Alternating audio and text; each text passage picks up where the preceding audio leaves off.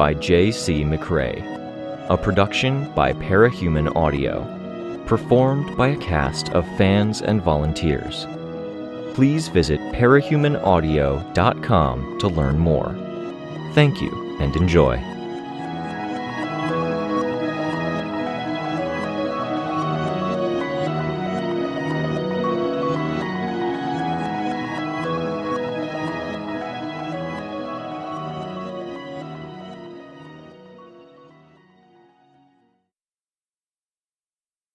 Arc 12, Heavens, Chapter 1. The red and blue lights from the police cars and the red lights from ambulances lit up the courtyard of the university, with multiple vehicles parked on the broad, normally pedestrian-only walkway. The lights were inconsistent, ambulance and police cars flashing at a slightly different rate, so they desynchronized, creating a strobe pattern, then resynced. No noise, only darkness and the lights. There were students gathering around the edges. Some of my mom and dad's teammates were keeping the perimeter clear. I could see people in pajama pants, wearing boots, hats, and coats, and others with bags of fast food or supplies bought from on-campus stores who had forgotten about their now-cooling meals. They had to know it was bad. Superheroes covered in blood. In another course of events, I might have been among them. And then what? Would I be stepping forward, volunteering help and expertise, touting my time with the patrol block? In that timeline, would I have made headway against the nightmares and the loathing of my own skin? Had I made headway against the nightmares and the discomfort with skin that wasn't human and hadn't come from humans? I hadn't vanquished my demons. I'd just scared her away. She was some other Earth's concern now. Now there were more demons. Cradle, Love Lost, March. No scaring them away. That wasn't how this ended. Alone, I wasn't sure where I stood. A few things figured out. That I couldn't be just the warrior monk or just the scholar, but I wasn't alone, and that was maybe the biggest difference. Not necessarily all for the better, but still a big difference. I had backup, and I had distractions. People I could dwell on instead of myself. We were all fueled by different things, and I was fueled by dwelling on others. Yeah, not all for the better. Lookout was seriously hurt for the second time in a matter of days, an ambulance picking her up. I'd started all of this because I'd wanted to help Miss Yamada, and given that I'd been unable to reach her on my phone, but I'd been successful in at least reaching her answering machine with a stranger's, I was pretty sure she had blocked my number. Capricorn emerged from the building, one hand on his helmet as he adjusted the fit. No cloth layer beneath like Tristan had switched to. Rachel followed. Her dogs were small now. A chihuahua with bulging eyes and a spine malformation was in the lead, bouncing ahead, stopping as she whistled to rein it back. The other two were a jowly hunting hound and a husky. No, not a husky. Damn, that was spooky to see. As they stepped outside, the dogs were made to sit. I saw the changes begin, with the chihuahua bouncing up excited as it started, Rachel making it sit again. With the intermittent darkness as the emergency lights flashed, it didn't look like a gradual change, but one of fits and starts. She more or less ignored Byron and I as she handled the dogs. Probably for the best. Rein emerged in the company of Chastity and Cassie, Rachel's henchmen. Rein was holding the destroyed whip segments, while Chastity held her arm out for him to poke at. She still wore the arm that Love Lost had made. Cassie observed from the side. A mismatched set.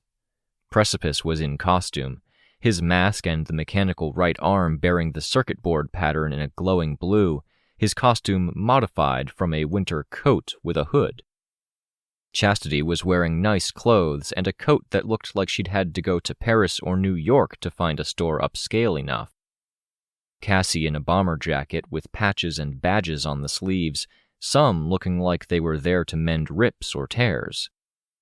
The hair that stuck out beneath the hat with ear flaps was longer in the front than in the back, in a way that made me think her hair had gotten too long and she had just gathered it all up into a single ponytail and then cut it off. It put Rachel's comments to Candy about the long hair in another light. What was it like to even be Rachel's henchperson? But she got along with Chastity. Since they'd reunited, they had been together at every opportunity, breaking apart only because of the serious fighting and the differing modes of transportation. The hound was tall enough that it could stick its nose into Cassie's face without rising from its sitting position, licking her with a tongue that looked more like a braid of 3 tongues than a single one. Armor plating was already sprouting, and skin was splitting to show muscle that would potentially wrap up and around without much rhyme or reason, only maintaining the rough shape of a dog. "Sveta?" Rein asked. I pointed skyward. Rein turned on the spot, craning the circuit board-masked face up as he looked up to the rooftop. Sveta's face was just barely visible. He extended a hand, and the face bobbed in a motion that was too fluid and extended to be called a nod. For me to emulate it, I would have had to use flight or have my head sink into my chest cavity. I'd tried to fly up to Sveta on exiting to talk about the route she could take that didn't risk contact with any rubbernecking college students. She'd asked me to go. Her control was better after Rein's ministrations. I had some protection, but she hadn't wanted me near. Mourning, grieving her lost body. Now Rein was using his power again. "Please tell me that you can figure out something about their location from the broken pieces of the whip," I told Rein. "Or the glyphs Tattletale drew, or anything." "Love Lost was inspired by the body part severing whip when she designed her whip claws," Rein said. "The groundwork's there, but not the implementation, not the energy source, for lack of a better term, the nucleus." "But she was going in that direction?" "Yeah, seems like." "Fuck her then," I said. "Yeah," Rein responded, with some fierceness I didn't tend to hear in him. Some of the others nodded. Chastity, Rachel, Byron. "Any luck descrambling the signal?" Rein shook his head. "Lookout's looking, but I don't think this is her specialty." "She's busy with the doctors now," I said, quiet. I was hoping we'd have more to go on.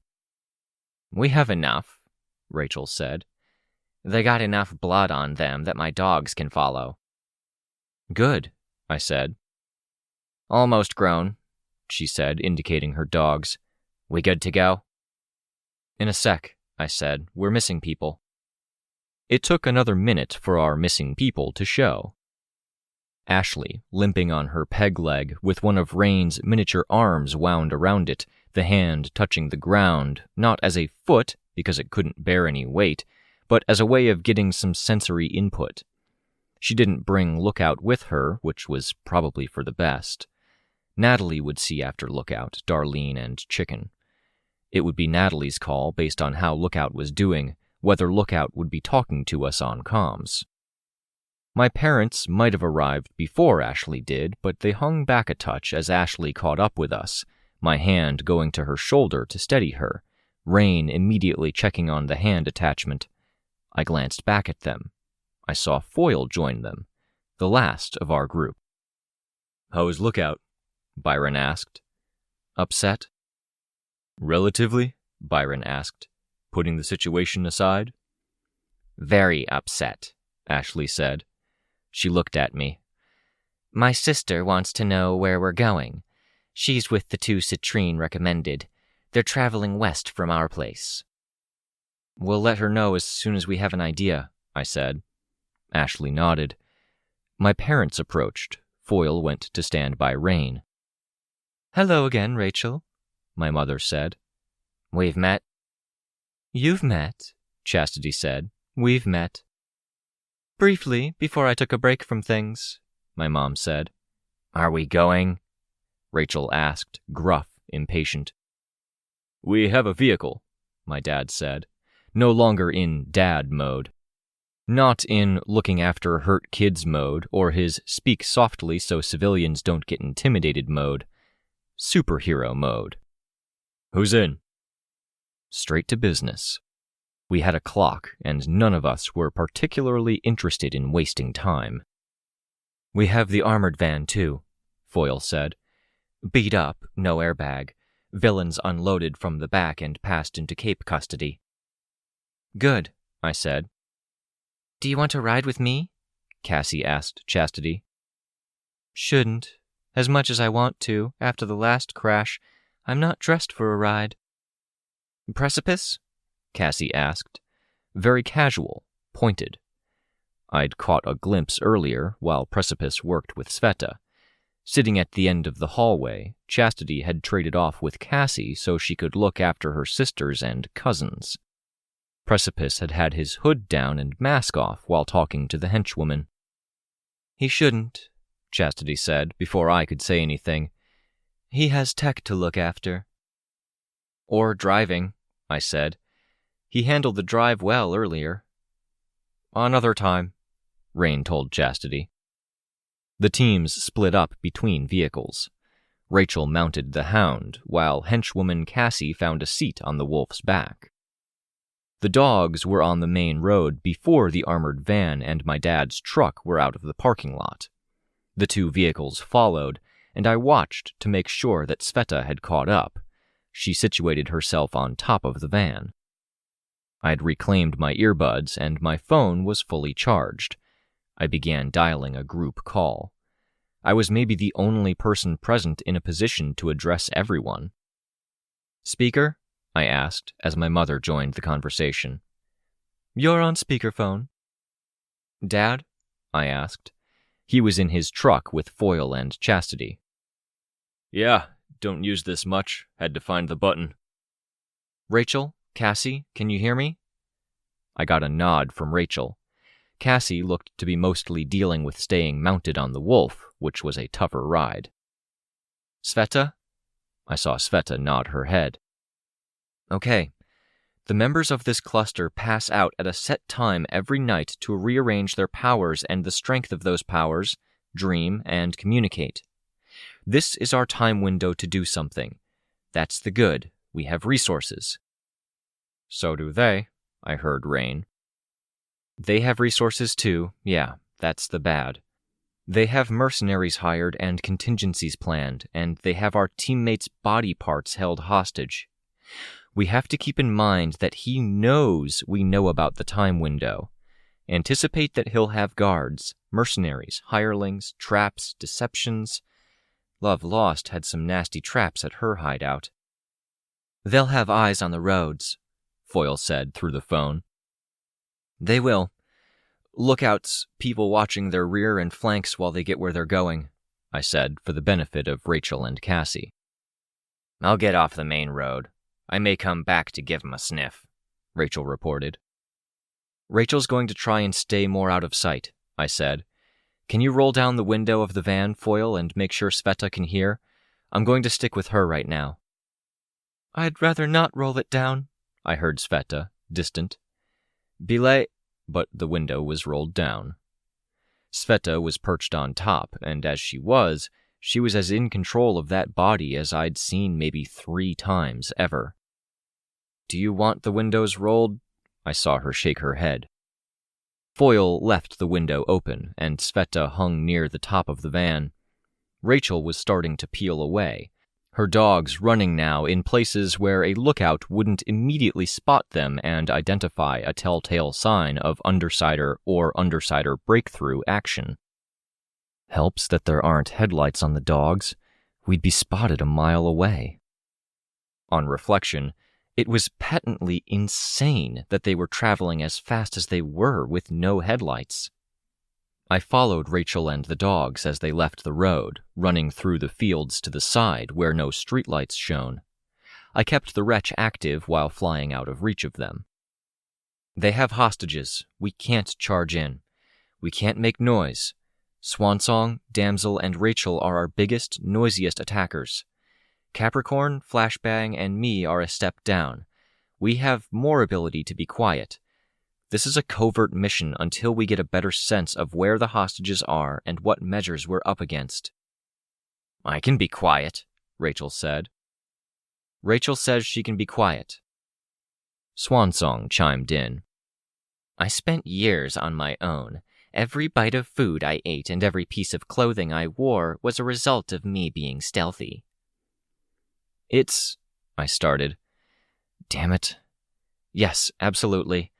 If our covert group needs a distraction, though, you're best at making a lot of noise. Then you can use that stealth to slip away." "That got you a sigh and a nod from Swansong, for the record," Byron relayed. Rachel was silent, face hidden thoroughly by her winter wear, unreadable. I couldn't tell if she was listening and unhappy about it, or if she wasn't listening and was happy at the prospect of imminent trouble. "So we're all on the same page. The go-ahead to kill," I said it into the phone. I let those words hang. Weighty ones. "Kill who?" I heard Swansong. "Specifically." It wasn't specific. Love Lost, Cradle, and March, for sure, but anyone who's aiding and abetting.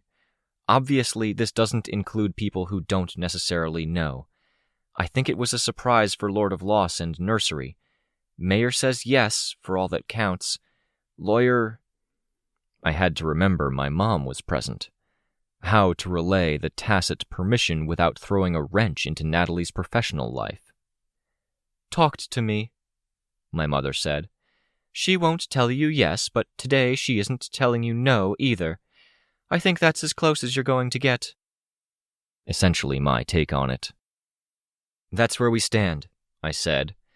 "They're planning to delay, so be ready for any Master Stranger stuff that might tie us up or obstruct us."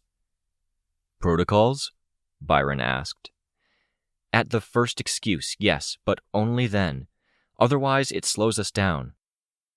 "Can't get a nose on the scent with the wind," Rachel raised her voice. "Going to the road." I started flying in that direction, to stay in earshot and to signal my acknowledgement. The dogs reached the road, running alongside. One ran with nose almost to the ground, a precarious kind of stampede forward when it couldn't look firmly in the direction it was running. The wolf and Cassie took up a position head, clearing the path. I felt bad for the cars that were on the road tonight, seeing this sight. The dogs, even though they were on my side, were objectively things of nightmare.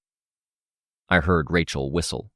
The dogs peeled off once again, away from the road, away from everything, so they ran through places where tent cities had stood and where trees had been cleared, but only skeletons of buildings stood.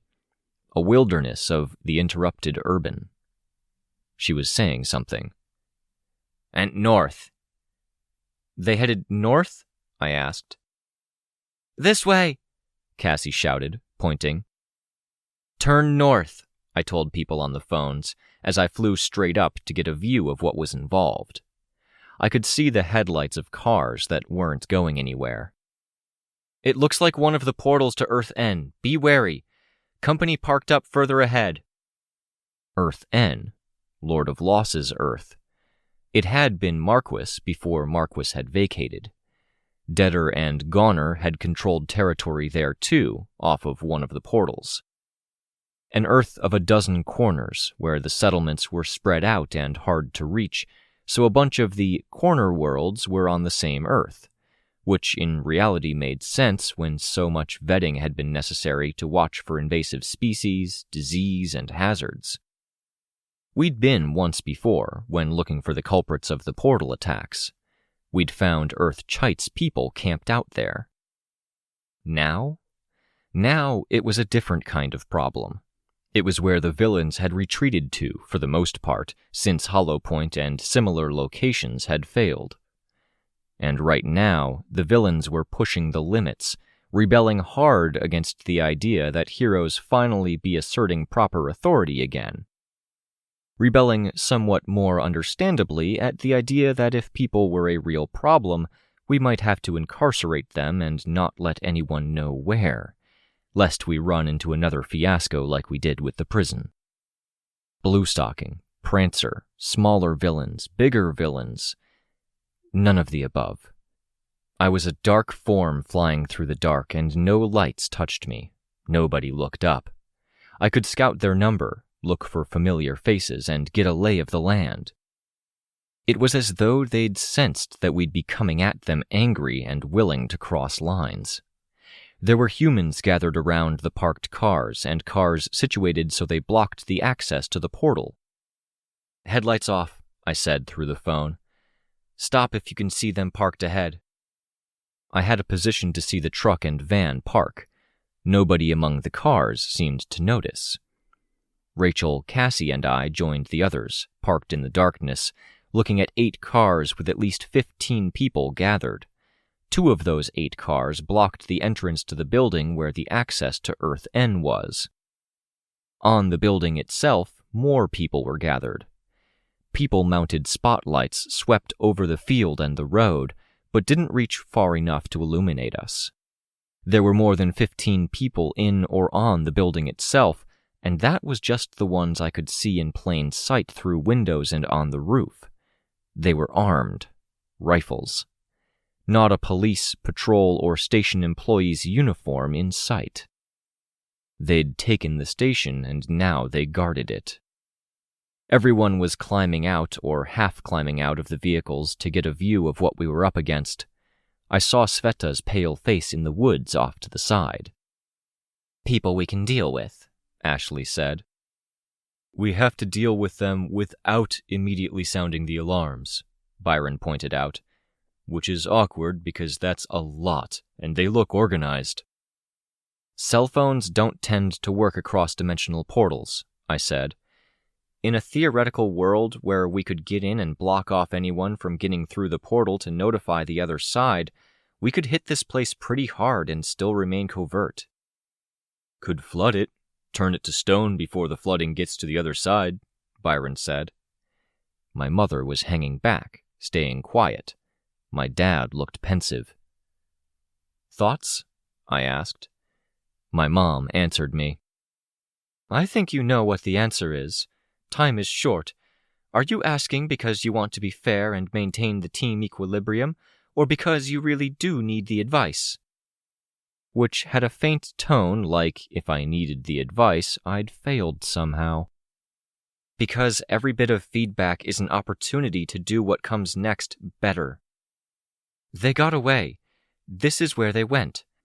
Every minute that passes, they're either getting where they're going, or they're already there and they're laying traps, organizing their people, or getting ready. Don't let perfect be the enemy of good." Just hearing that last line made my hackles raise. I hated that line, because it seemed to always be paired crosswise with, "You can always do it better."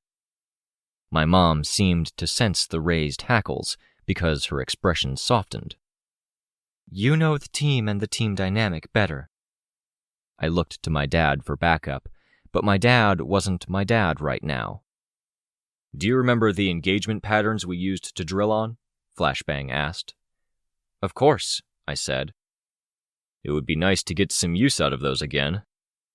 "I'm noticing you're saying engagement. You want to blitz," I said. "And Mom's implying I want to blitz." "Any objection to hitting them and wiping them out before anything else?" Some shaken heads, some silence that wasn't uncomfortable or damning by my best estimation. "Chastity, Capricorn, with us. Stick by Flashbang. Precipice, Swan Song, guard Cassie and the vehicles. If we run into a wall, you're our backup. Swan Song can punch through powers, minions, anything we can't seem to stop. Precipice can punch through obstacles." Precipice turned to look at the situation. A long, straight road with woods on one side and field on the other, cars sitting with engines running and headlights illuminating the tracts of land. "I have to be there to hit stuff. If you're in there and you run into trouble, we'll signal. You're sticking by the truck for a reason. Cassie can get you in and Cassie can get you away." He nodded. Rachel, hold the flanks. There might be people coming from down the road. Once we signal, bring everyone that's not inside back in." I saw the frown on her face. "We've got a team going right for the heart of this place. Number one thing, we stop them from reaching the people on the far side. Then we clean up from the inside out. You guys handle the outside in, yes?" She grunted. Great communication. "Sveta, I know you don't want to go inside while you're unsuited, so just help from the flanks, follow our rear. I'll try to stay in communication. When we get through, we'll bring you across." "I'll do what I can," I heard her say, a voice like the one she'd used in the hospital. "I want to try this, but I'm really afraid it's not going to work. A lot of things didn't." "Really, truly, just knowing you have our back matters," I said. I saw her nod. I wasn't sure she believed me. "We don't have long," Rein said. I nodded. "Dominoes," I told my parents. "Capricorn, Chastity, with us. Be ready to run. Rest of you, spread out. Capricorn, give yourself a water gun further down there. We'll need it to reload." "Reload? You'll see." They did. "Small, small, empty," my dad said, creating his energy orbs. Hard light around a swirl of energy. He tossed them to my mom. She shifted into her hard, indestructible sphere form, and I snatched her out of the air with one arm before she could hit the ground. "Run!" I gave the order. My dad ushered the two forward, Capricorn's armor making metal-on-metal sounds in tune with heavy footsteps, Chastity far lighter. I flew, brandish tucked under one arm, a large sphere. With a bit of wretch strength, I hurled the sphere. It crashed into the two guys on guard duty. I landed and I kicked it, channeling about 7 years of active frustration with the maternal unit into the kick. It lost a lot of momentum by the time it struck any of the people on duty. I remembered talking to Lord of Loss's men about how his people were recruited. Were these among them? The ball that was my mother was an indestructible projectile. I kept it moving, a prelude to my own arrivals, as I plunged into each group in turn. At the station housing the more discreet portal to Earth N, they'd noticed. People were running, some had guns and were getting to cover, others were heading inside. We only had seconds to get a grip on this, which meant... "Hit him!" I kicked the ball hard, full wretch strength. She flew through the air and collided with the lip of the roof, tearing into it.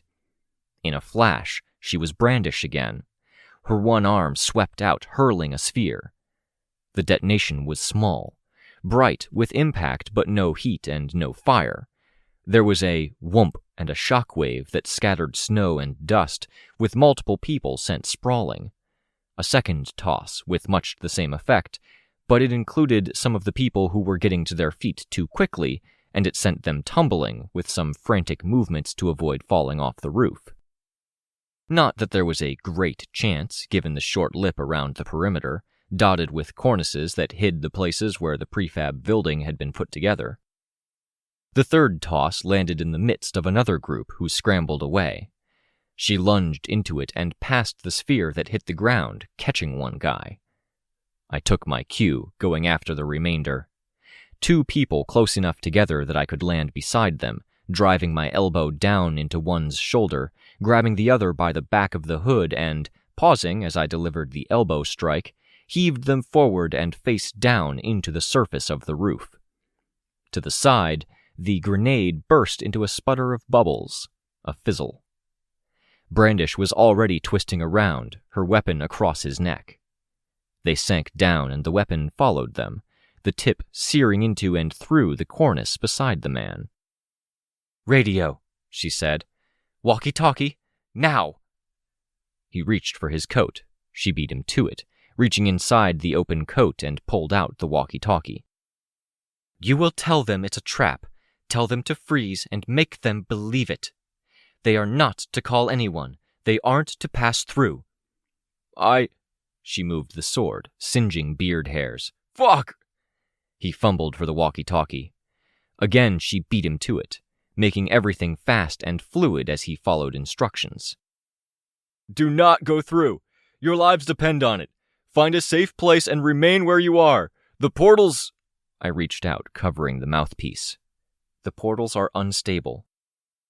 The shrinkage, he said, through the walkie-talkie. They think it's what happened before the other ones went bonkers. No passage, no signals through. Stay put or evac. Hopefully that would do. I had to leave the cleanup to the others. Gun? My mother asked. In my belt, at the back. I dropped my rifle, the man said. She reached around behind him, got his gun, and slid it into her belt. Reload, she told me. Yeah, go with the others. I'm diving in. She turned into a sphere. I grabbed it and hurled it toward my dad. Again, distance and air resistance ate into the forward momentum, even with the wretch active. My dad, Byron, and Chastity had paused by the constellation Byron had drawn out. My dad caught my mom out of the air. Those days in the gym hadn't been for nothing. When she changed back, she was in his arms, her face close to his. Dorky, lame, embarrassing. And I resented it, for reasons I couldn't put my finger on.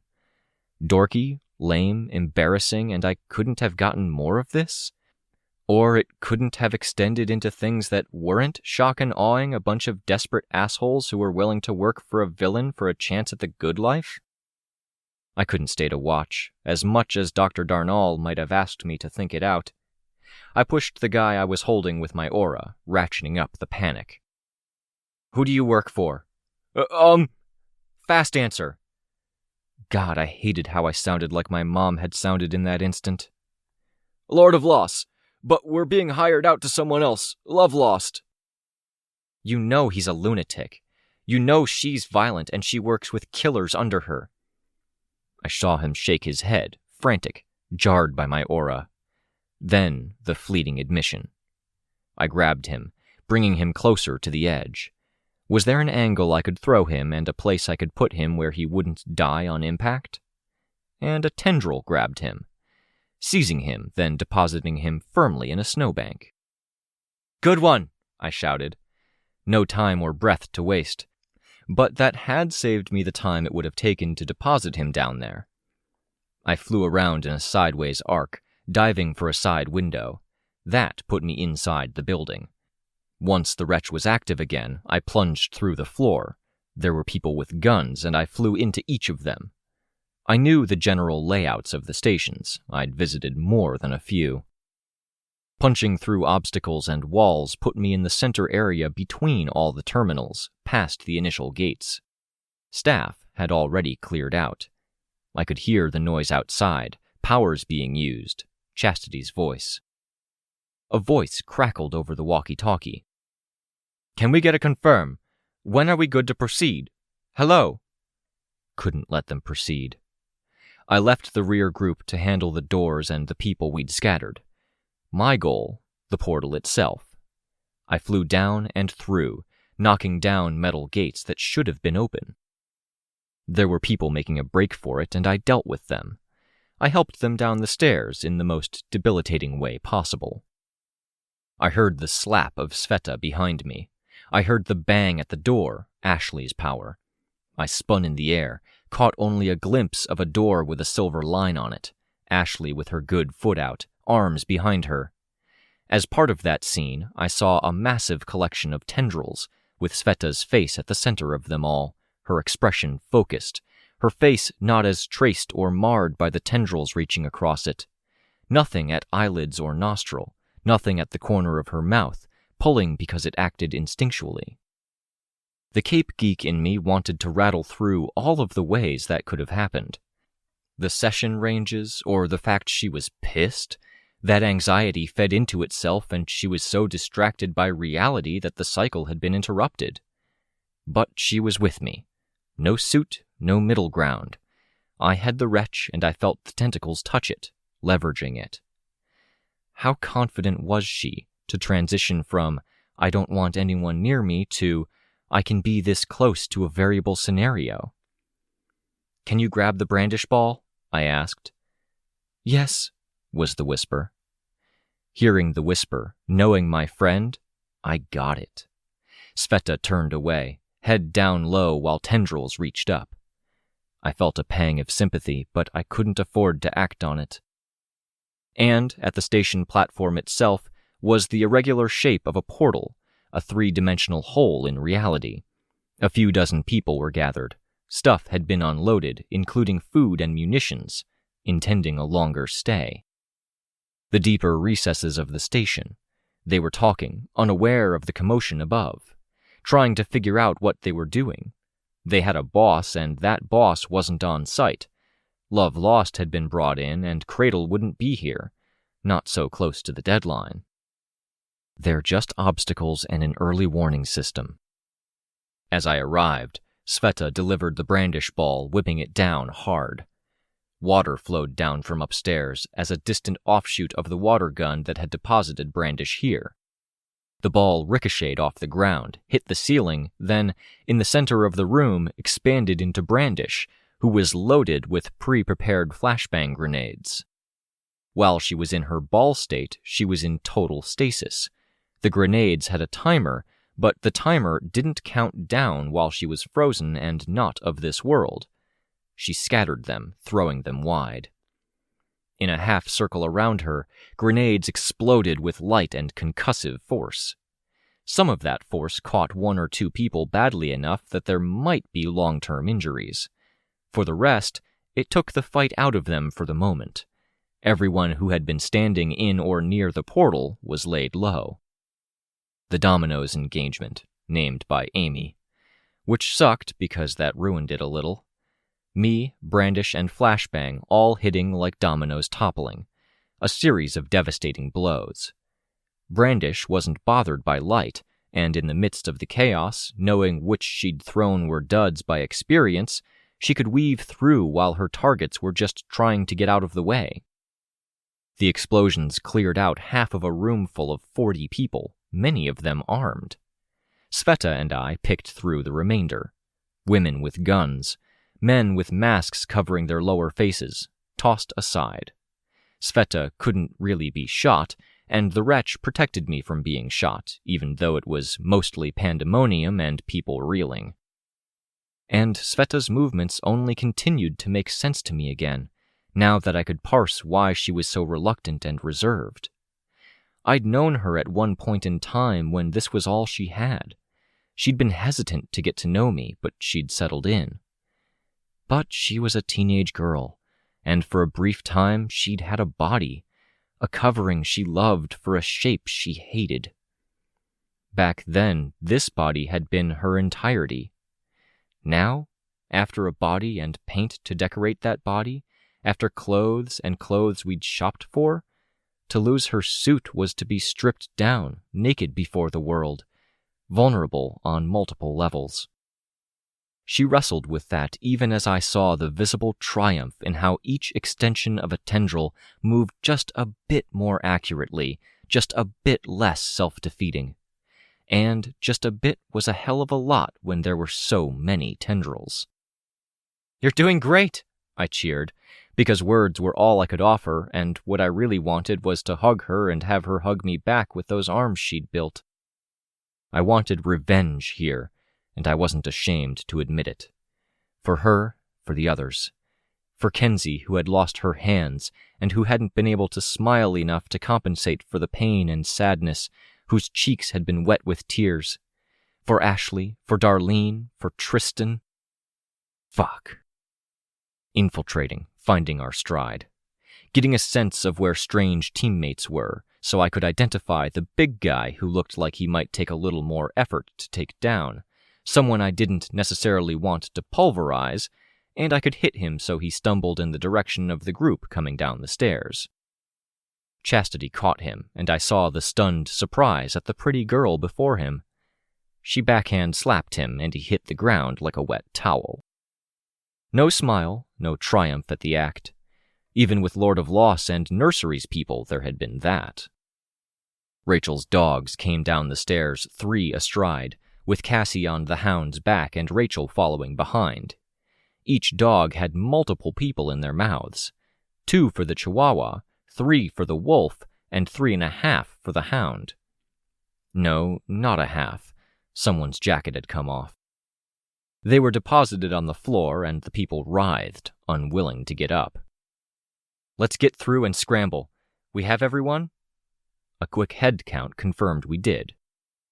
Past a small army, a little bloody, a little too unkind, in a way that would be remembered, but we were as intact as when we'd arrived. Blue lights appeared down the center of the room. Water appeared, and that water was like the inverse of the parting of the Red Sea. A crest of water appeared in the center of the long platform, and as it sloshed down, it swept the unconscious, injured, and dazed bodies on the platform to either side of the platform floor. We fell into formation as we stepped across and through the portal, some of us limping or giving evidence to injuries minor and moderate. I chose to float rather than limp. Sveta slipped through, found a rack of books and clung to it, hiding on the far side and peering over at us as we made our way into the platform, earth end side. The dogs sniffed and snorted at the ground. "They were here, and there's blood," Rachel said. Rein twisted around. "The dogs told you?" "On the ground," she said, pointing. "Ah, fuck." Fuck indeed, I thought. Rein. There was no good place to stow Rein. No place that an assassin like Operator Red wouldn't be able to find him or kill him. Not that Operator Red was with us anymore. Juliet had taken credit, which was chilling to think about. More chilling that she and her brother competed over kills. The blood was a good reminder that we were in enemy territory now. The settlement that extended from this station was a place where villains rented out places. From our last visit, I knew that there were distant cabins that were intentionally out of the way and hard to find. Without cooperating authority, finding the right place would be hard or impossible. This was Lord of Loss's turf. We'd arrested the authority. On principle, I was fairly sure, he wouldn't tell us what he knew or guide us in the right direction. "Scrambler," Swansong said, holding up a device. It looked like a taser, but meaner. "And our key out of here." "Do we?" Byron asked. The station on this side was empty. No people, no staff. Computers were on, as were the monitors for tracking the state of the portal. Unmonitored monitors. I walked around the desk. Camera footage showed that the place was empty except for one girl in a staff uniform out back, smoking. "Don't hit that button just yet," I said. "Could this be a trap?" "I can scan," Rein said. "Not well, but I can scan the area." "Be ready to run," my mother said to my father. To all of us. The two of them were standing close together, his hand on the small of her back, because they were dorks. While Rein waved his thingy around and the rest of the group settled so they could watch out windows and peek at the settlement beyond, I stayed by the computer. Periodically, I hit the spacebar to cycle through the surveillance images. On a second go, I realized there was also television, fed through from Earth Bet. A distant, shaky camera shot of Brockton Bay. Mechanical suits were flying around, unleashing barrages. And slowly, glacially slowly, the city unfolded, returning to its old, shaky, ruined configuration. I shivered, seeing it. I saw Byron clench his fist, heard a no. Rachel, supposedly Vista's friend, only glowered. I got my phone out. I flew to the portal. "Don't seal it!" Ashley raised her intact hand, thumb clearly nowhere near the button. Through the portal. Back to a room full of people who were still recovering from a soak and concussive shocks to the sensory faculties. My aura kept all but 10 or so from getting back up as they slumped over defeated or frustrated. My phone call went through. "What the hell just happened in Brockton Bay?" I asked. The explanation took a minute to get through. By the time it was done, my fingers were knotted around the headphone cord, which was so tight it threatened to cut off circulation. They want Foyle, but even if they get her, they aren't saying for sure they're willing or guaranteeing they'll be able to walk it back. And these guys want Rein, I thought. Worse than we'd anticipated in a lot of ways. One bargain or the other might even be a consideration.